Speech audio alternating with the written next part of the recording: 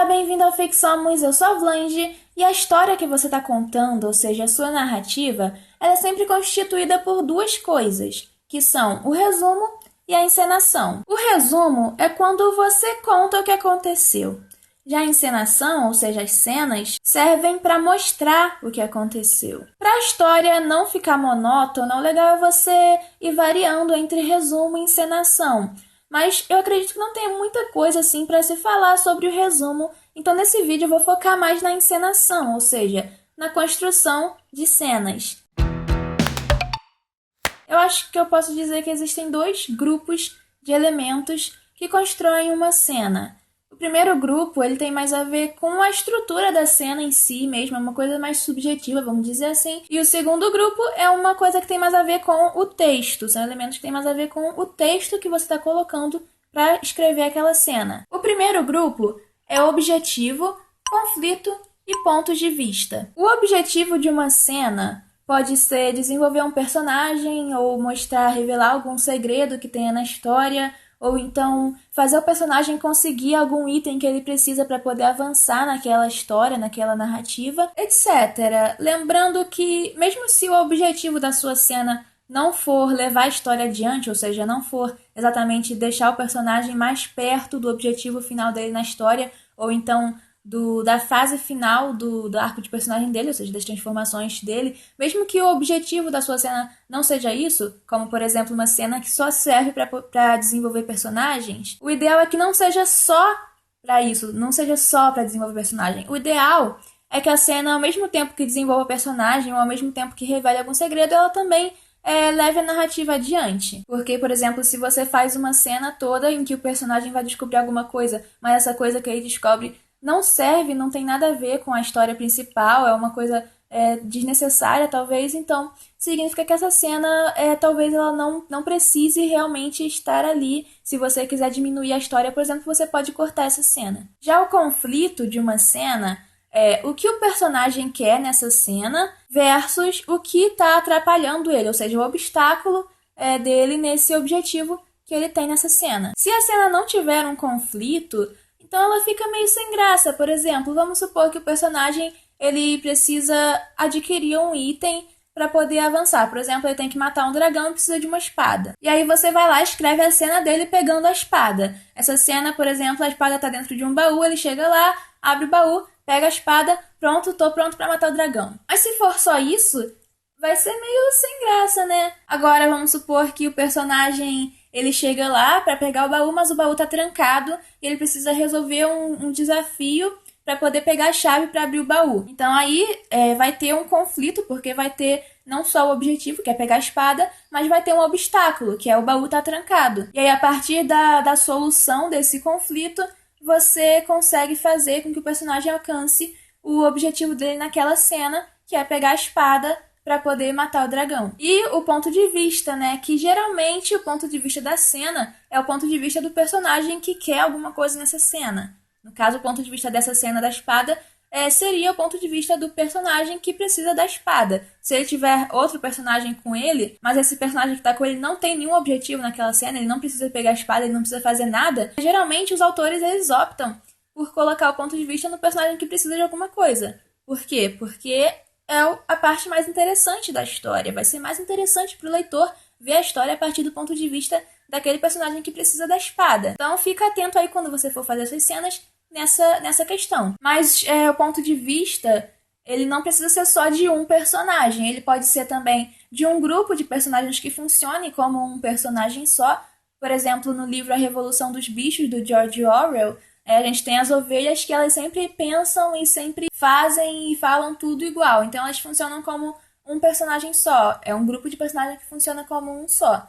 E o seu ponto de vista também pode ser mais amplo. No caso de um narrador onisciente, que eu já fiz um vídeo sobre isso, que eu vou botar no card, sobre tipos de narração. O narrador onisciente é aquele que sabe de tudo que está acontecendo com todos os personagens. Então, nesse caso, o ponto de vista de uma cena pode ser o ponto de vista de vários personagens, se você tiver um narrador onisciente. Lembrando que se eu tenho uma cena, por exemplo, que tem um diálogo entre a Maria e João, e eu escolho o ponto de vista da cena para ficar na Maria, então tudo de pensamento e tudo de sensações que eu tiver naquela cena tem que ser da Maria, não pode ser do João.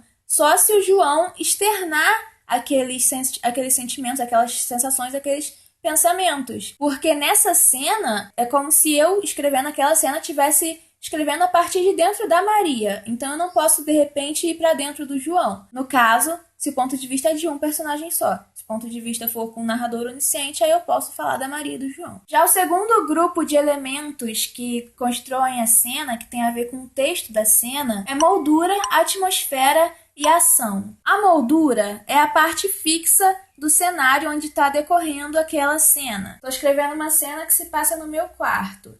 Essa cama bagunçada é moldura, isso aqui é moldura, isso aqui, essa outra cama é moldura, o ventilador é moldura, inclusive os objetos também, essa coberta aqui, o travesseiro, as roupas que estão aqui em cima, tudo isso é moldura.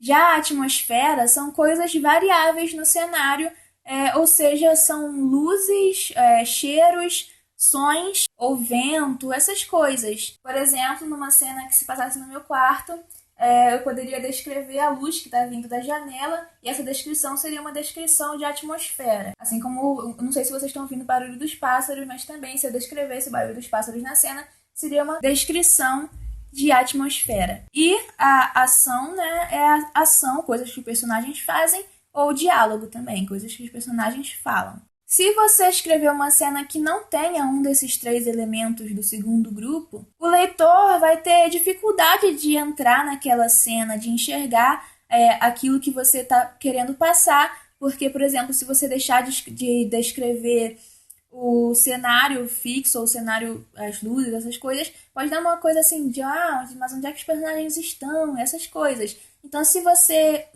não quiser dar essa sensação de incompletude, se você quiser fazer uma cena completinha, bonitinha, então você tem que atentar para usar esses três elementos. Lembrando que eles não precisam aparecer em partes iguais numa cena. Por exemplo, se a cena está se passando em um cenário que você já descreveu anteriormente, então o leitor já vai saber como é esse cenário. Você não precisa descrever esse cenário de novo. Então, eu já escrevi uma cena que os personagens estavam na sala. Agora eu vou escrever outra cena em que eles estão na sala. Basta dizer, eles estavam na sala, o leitor já vai conseguir imaginar a sala. Então, nessa cena, a moldura ela vai estar aparecendo em uma parte muito menor do que a atmosfera e a ação.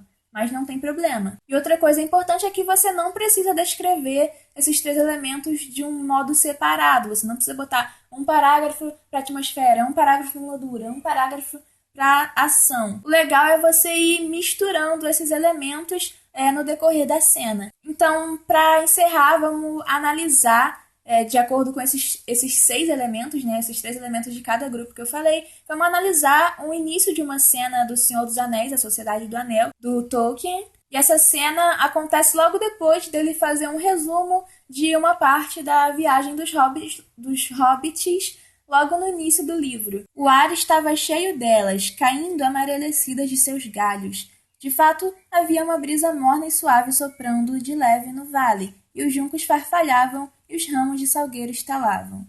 Bem, agora pelo menos tenho uma noção de onde estamos, disse Mary. Viemos em direção quase oposta ao que pretendíamos. Este é o rio Voltavine. Vou avançar um pouco e explorar o lugar. Passou à frente, entrando na região iluminada pelo sol, e desapareceu dentro do mato alto. Depois de um tempo reapareceu e disse que o solo era razoavelmente sólido entre o pé do penhasco e o rio. Alguns trechos eram cobertos por turfa firme até a beira da água. Além disso, disse ele, parece existir algo parecido com uma trilha sinuosa ao longo deste lado do rio. Então, de quem é o ponto de vista nessa cena? Pelo trecho que eu peguei, que é só o início da cena, não dá para saber exatamente, mas o ponto de vista aqui é do Frodo, mas tem como você saber que o ponto de vista não é do Merry, apesar de ser o Merry que está falando na cena toda. Porque quando ele entra no mato alto, o narrador, ele não diz pra gente, não diz pro leitor o que o Merry tá vendo do outro lado. Ele coloca que o Merry foi pro outro lado do mato alto, depois voltou, e aí contou pra quem tava lá esperando ele voltar, contou o que tinha. Então a gente sabe que o ponto de vista não é do Merry, a gente sabe que o ponto de vista é de algum dos hobbits que está esperando o Merry voltar, que são o Frodo e o Pippin. Depois, se você for pegar o livro e ler assim, mais um pouco dessa cena, você vai ver que o ponto de vista é do Frodo. Já o conflito aí já é mais visível, porque você sabe que os hobbits estão viajando e os hobbits querem avançar nessa viagem que eles estão fazendo, mas eles acabam se perdendo. Então, o objetivo deles nessa cena é continuar a viagem e o obstáculo é que eles se perderam. Então, aí você tem um conflito, que é o embate dessas duas coisas, objetivo e obstáculo. Então, você tem o objetivo dos personagens, que é o objetivo, vamos dizer, o objetivo principal deles nessa história, nesse livro, é eles irem lá para Mordor, que é a viagem que eles estão fazendo. Mas você também tem o objetivo da cena em si, que é o objetivo que o autor pensou. Ah, nessa cena eu quero fazer o quê? Eu quero fazer isso e isso, então eu vou colocar essa cena aqui. E no caso, isso que o autor quis fazer nessa cena, isso, no meu ponto de vista, eu não vou dizer, ah, meu Deus, o Tolkien colocou isso aqui e você não pode me contestar. Mas então, o objetivo dessa cena, se você for avançando também, né, no livro, não no que eu coloquei do trecho, mas se você for avançando nessa cena no livro, você vai ver que daqui a pouco, depois de um tempo, aparece um personagem chamado Tom Bombadil, e esse personagem ele vai acabar ajudando os hobbits a continuarem a viagem deles. E além disso, através desse personagem, o leitor acaba sabendo mais sobre o que é possível de acontecer nesse mundo imaginário que o Tolkien fez no Senhor dos Anéis. Então eu poderia dizer que o objetivo do autor ao fazer essa cena, ou seja, o objetivo da cena, é mostrar essa dificuldade na viagem dos hobbits e também mostrar um pouco mais desse universo onde se passa o livro. E agora, analisando o segundo grupo de elementos, que são os que se referem ao texto da cena. A gente tem a moldura, que são os salgueiros, as folhas de salgueiro no chão, o mato alto, o penhasco, o rio. A gente tem a atmosfera, que é a brisa morna e suave, é o farfalhar dos juncos, o estalar dos ramos de salgueiro, o sol iluminando lá uma região, né? E a gente tem a ação, que são as falas do Merry, é o Merry andando, desaparecendo no mato alto, depois reaparecendo. E a gente nota também que esses elementos estão se entrelaçando na cena. Ele não descreve primeiro a moldura, depois coisa, não. Ele descreve tudo misturando assim de um jeito maneiro e legal. Então, esse foi o vídeo de hoje. Eu espero que vocês tenham gostado. Eu acho que ficou meio grande, mas tudo bem, né? Quis fazer um vídeo bem completo sobre isso. Se você gostou, dá um joinha, compartilha com outros escritores que você conheça. Convida as pessoas para se inscreverem no canal. E se você ainda não está inscrito, se inscreve aqui no canal para você receber dicas de escrita toda semana. E até a próxima!